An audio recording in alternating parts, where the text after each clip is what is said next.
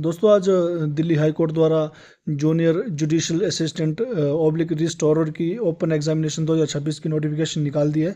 ये भर्ती उन युवाओं के लिए दोस्तों शानदार मौका है जो ग्रेजुएट हैं और सरकारी नौकरी की तैयारी कर रहे हैं। उनके लिए ये काफ़ी अच्छी अपॉर्चुनिटी निकल के सामने आई है। इसमें दोस्तों आवेदन जो है 4 फरवरी 2026 से स्टार्ट हो जाएंगे और इसकी आवेदन तिथि जो है वो 23 फरवरी को है ख़त्म हो जाएगी। इसके बाद आप 27 फरवरी 2026 तक इसमें आपने जो फॉर्म सबमिट किया हो उसमें कुछ सुधार करना होगा तो उसमें वो 27 फरवरी 2026 तक आप कर सकते हो और रात के 8 बजे तक। इसके जो परीक्षा तिथि है दोस्तों अभी इन्होंने रिवील नहीं किया है, वो बाद में आपको नोटिफिकेशन आ जाएगी और उसमें आपको सब बता दिया जाएगा। अब बात कर लेते हैं वैकेंसी डिटेल की। इसमें दोस्तों 152 वैकेंसी टोटल निकाली है, जिसमें जनरल कैटेगरी के लिए 62 है, 20 वैकेंसी एससी के लिए, 14 एसटी के लिए और 44 जो है वो ओबीसी के लिए।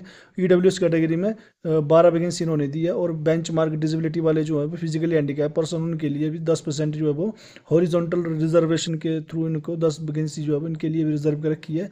अब बात कर लेते हैं इसमें कौन अप्लाई कर सकता है। तो अगर आपकी ग्रेजुएशन है तो आप इसमें बिल्कुल एलिजिबिलिटी रखते हो अपनी जो फॉर्म भरने की।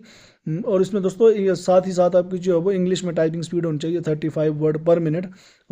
अगर आपकी टाइपिंग नहीं है तो आप तैयारी कर सकते हैं शुरू, क्योंकि टाइपिंग को 1.5 से 2 महीने में आराम से 50 तक स्पीड पहुंचा सकता है अगर कोई डेडिकेशन तरीके से टाइपिंग करे तो।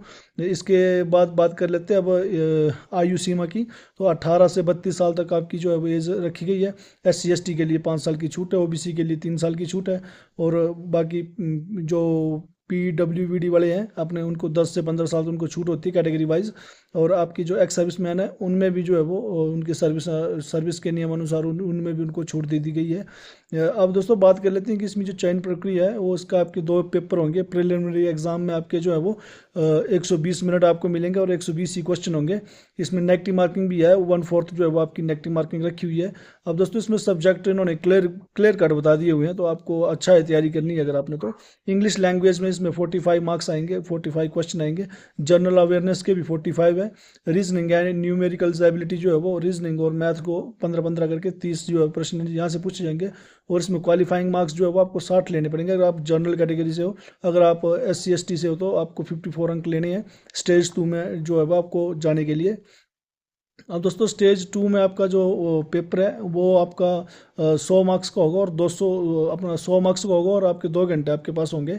इसमें ऐसे आएगा आपका 250 वर्ड लिखने के लिए 40 मार्क्स का। लेटर आएगा आपका 10 मार्क्स का। उसमें पार्ट बी में ग्रामर आएंगे, 30 नंबर का ग्रामर आएगा, 20 नंबर की जो है वो इंग्लिश ट्रांसलेशन आएगी।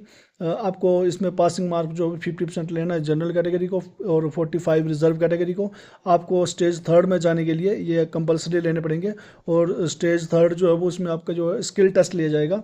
स्किल टेस्ट में आपको दोस्तों 35 वर्ड पर मिनट आपकी स्पीड देनी है अपने इंग्लिश में और इसमें हिंदी का ऑप्शन नहीं है आपके पास, इंग्लिश ही है और इंग्लिश में ही आपको टाइपिंग करनी पड़ेगी। अगर आप इसमें स्टेज 4 में पहुंचना है तो आपको टाइपिंग निकालनी पड़ेगी। अगर आपकी टाइपिंग क्लियर हो जाती है तो आप पहुंच जाओगे इंटरव्यू में।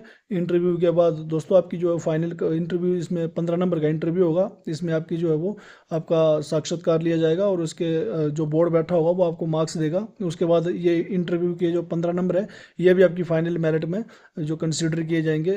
आपके जो पेपर मेंस हुआ है, मेंस और ये इंटरव्यू टोटल मार्क्स इसको मिला के जो आपकी फाइनल कट ऑफ जो है वो बढ़ेगी। अब इसमें दोस्तों बात कर लेते हैं कि आपकी फ़ीस 1500 रुपये इसमें जनरल कैटेगरी OBC और EWS के लिए और 1300 रुपये SC/ST और फिजिकली हैंडीकैप जो है उनके लिए जो इसमें फ़ीस रखी हुई है। आपका जो ऑनलाइन है इसमें आवेदन होना है आपकी दिल्ली हाई कोर्ट की जो ऑफिशियल वेबसाइट है वहाँ पे जाके आप ऑनलाइन अप्लाई कर सकते हो। अगर कोई आपको ऑनलाइन फॉर्म भरते समय कोई परेशानी होगी तो कमेंट बॉक्स में ज़रूर बताएं, मैं उसको रेक्टिफिकेशन ज़रूर करूँगा। जय हिंद।